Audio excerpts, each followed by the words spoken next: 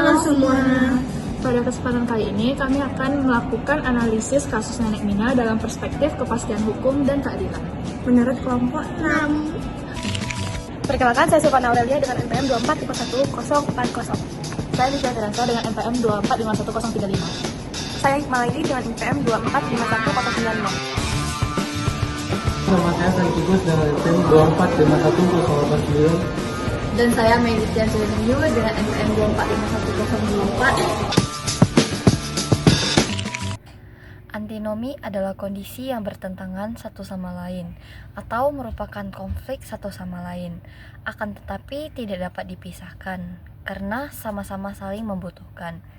Dengan kata lain, antinomi adalah konflik antar dua unsur, tetapi keduanya membutuhkan satu sama lain. Di dalam sistem hukum kita sering dijumpai adanya antinomi. Menurut Vokema, antinomi diartikan sebagai pertentangan antara dua aturan atau lebih, yang pemecahnya harus dicari dengan jalan tafsir.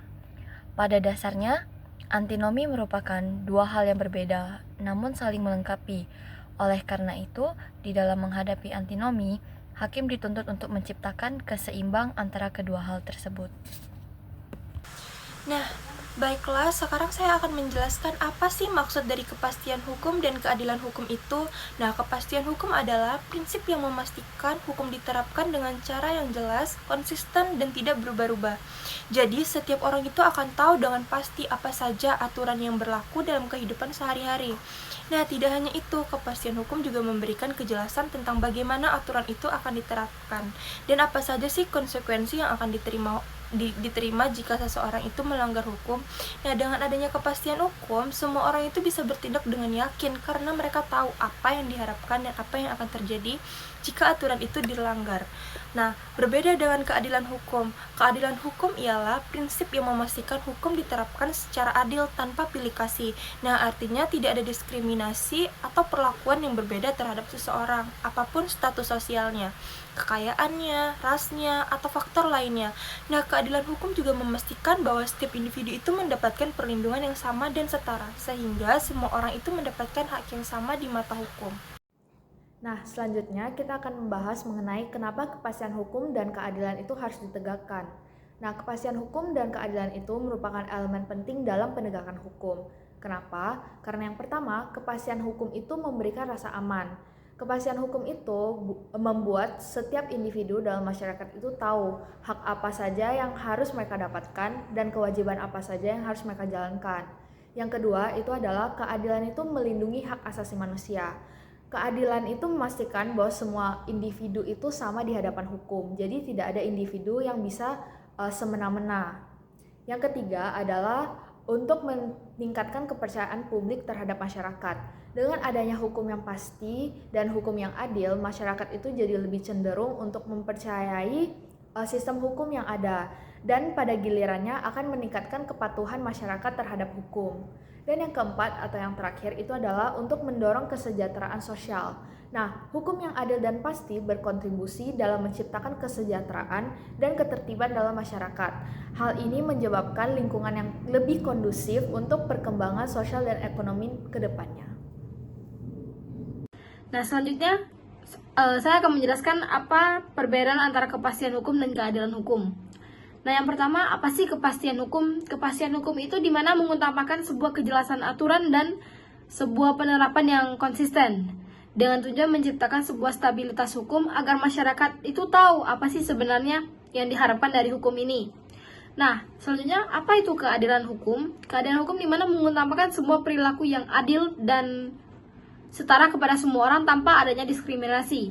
Dimana di sini juga menuntut kita agar hukum itu bisa diterapkan dengan cara memperhatikan HAM dan memperlakukan semua orang itu sama tanpa memandang latar belakang orang tersebut. Nah, selanjutnya apa sih hubungan antara kepastian hukum dan keadilan hukum ini? Keduanya ini sama-sama saling melengkapi, di mana mereka saling melengkapi dan saling mendukung. Dimana jika mengutamakan salah satunya maka akan terjadi pro kontra. Nah, kalau misalnya lebih mengutamakan kepastian hukum tanpa memperhatikan keadilan hukum, maka bisa menjadi kaku terhadap kebutuhan sebuah individu ataupun kelompok. Sebaliknya juga, kalau keadilan ini lebih diperhatikan tanpa adanya kepastian hukum, itu akan menyebabkan sebuah kebingungan. Nah, contohnya dalam kasus kriminal, hakim harus memastikan bahwa hukum yang diterapkan itu harus memberikan kepastian hukum bagi terdakwa. Contohnya, sanksi yang jelas. Namun, harus memastikan kalau keputusan tersebut itu adil dan sesuai dengan tingkat kesalahan yang dilakukan. Nah, apa sih contoh sebuah penerapan yang ideal untuk kepastian hukum dan keadilan hukum ini sendiri? Di mana sebuah peraturan yang jelas tentang korupsi atau kepastian hukum itu harus diterapkan dengan cara yang adil, memastikan bahwa baik pejabat negara yang kaya maupun rakyat biasa yang terlibat dalam korupsi ini bisa dihukum dengan cara yang setara dan sesuai dengan tingkat kesalahan mereka, atau bisa kita sebut sebagai keadilan hukum. Nah, dengan demikian, untuk mencapai masyarakat yang tertib dan damai, hukum harus mengutamakan kedua prinsip ini secara seimbang, di mana kedua-duanya itu sama-sama balance dan saling melengkapi. Selanjutnya, saya akan menjelaskan bagaimana kepastian hukum dan keadilan dapat ditegakkan di Indonesia. Yang pertama, dari segi penegakan hukum, para penegak hukum seperti aparat-aparat kepolisian, jaksa, hakim, dan advokat harus menjalankan tugasnya dengan integritas yang tinggi dan menjunjung tinggi kode etik pekerjaannya. Kemudian, diperlukannya penguatan institusi seperti KPK agar tidak terjadi praktik korupsi dalam proses penegakan hukum yang terjadi di Indonesia. Dan juga dari segi regulasi diperlukannya juga penyederhanaan peraturan, karena banyak peraturan yang tumpang tindih dapat menyebabkan ketidakpastian hukum. Oleh karena itu diperlukan harmonisasi antara peraturan pusat dan peraturan daerah. Kemudian mengakomodasi hukum adat di beberapa daerah tertentu selama tidak bertentangan dengan prinsip keadilan nasional. Dan yang terakhir, mempermudah masyarakat dalam mengakses bantuan hukum, terutama bagi masyarakat kelas bawah, dan juga mengedukasi masyarakat tentang hukum agar masyarakat tahu dan sadar atas hak dan kewajibannya.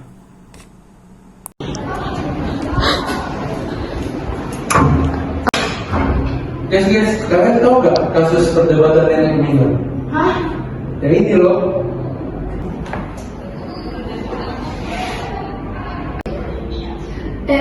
Jadi gimana sih cerita kronologinya? Jadi gini, nenek Mino sedang memanen kedelai di lahan pertanian PT RSA.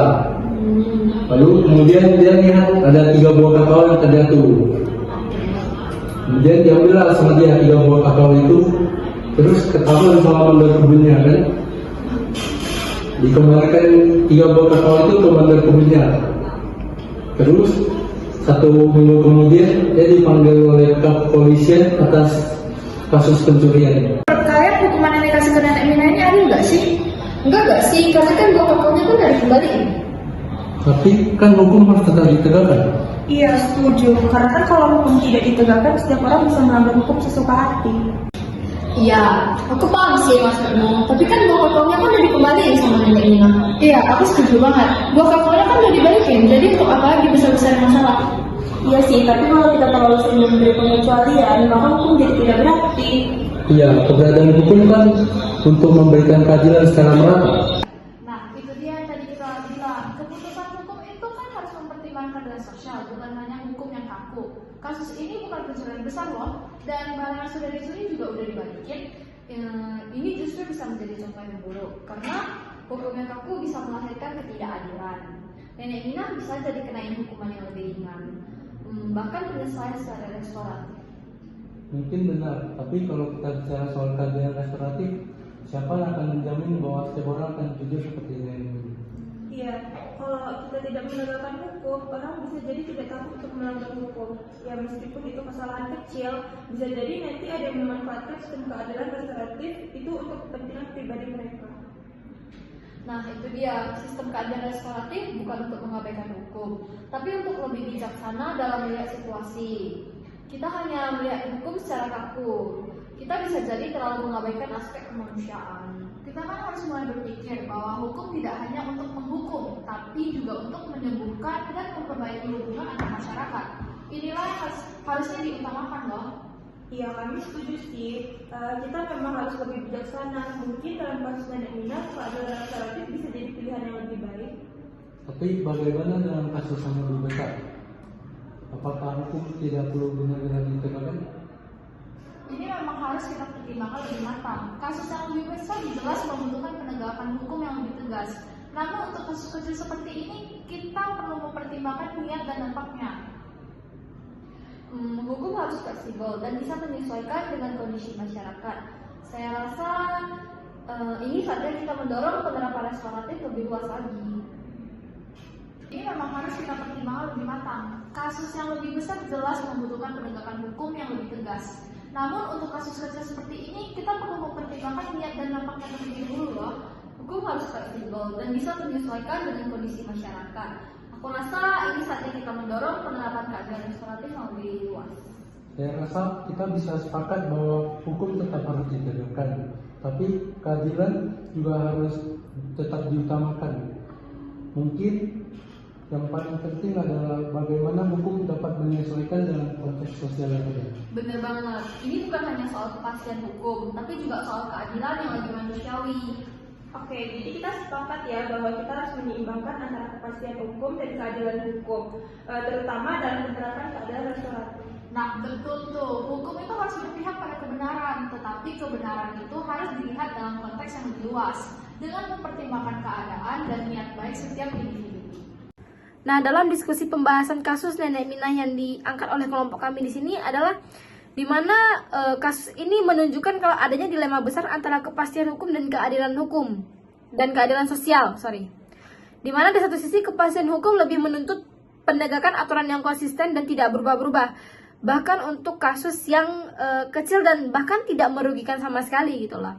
Seperti contohnya adalah pencurian 3 buah kakao ini. Nah, kepastian hukum ini itu penting untuk menjaga ketertiban dan mencegah penyalahgunaan sebuah aturan yang salah. Namun di sisi lain, keadilan sosial menegakkan bahwa hukum seharusnya juga mempertimbangkan konteks dan niat di balik sebuah perbuatan ini. Nah, dalam kasus Nenek Mina, itu niatnya baik dan untuk mengambil buah kakao ini sebagai bibit, dan faktanya ia telah mengembalikannya dan menunjukkan bahwa tindakan ini itu lebih berkaitan dengan sebuah tindakan yang kecil tanpa adanya niat kejahatan. Nah, hal ini menimbulkan pertanyaan, apakah hukuman yang dijatuhkan itu sudah sebanding dengan kesalahan yang dilakukannya? Nah, dalam diskusi ini, kedua belah pihak telah sepakat bahwa meskipun kepastian hukum itu penting dan ada, keadilan juga harus memperhitungkan faktor-faktor lainnya, seperti niat dan dampak sosial dari tindakan tersebut. Memperhitungkan faktor-faktor lain seperti tindakan tersebut adalah keadilan restoratif yang mengutamakan pemulihan dan menyelesaikan secara bijaksana menjadi salah satu alternatif di mana yang perlu dipertimbangkan untuk kasus-kasus yang ringan, terutama melibatkan kesalahan tanpa adanya niatan jahat. Nah, kesimpulannya, hukum harus bisa menyesuaikan dengan konteks sosial dan kemanusiaan dan tidak hanya kaku atau kering dalam penerapannya. Dengan demikian, keseimbangan antara kepastian hukum dan keadaan hukum sosial itu bisa tercapai sehingga hukum itu dapat dijalankan dengan bijaksana dan adil bagi seluruh lapisan masyarakat tanpa melihat apa sih latar belakang dari orang tersebut.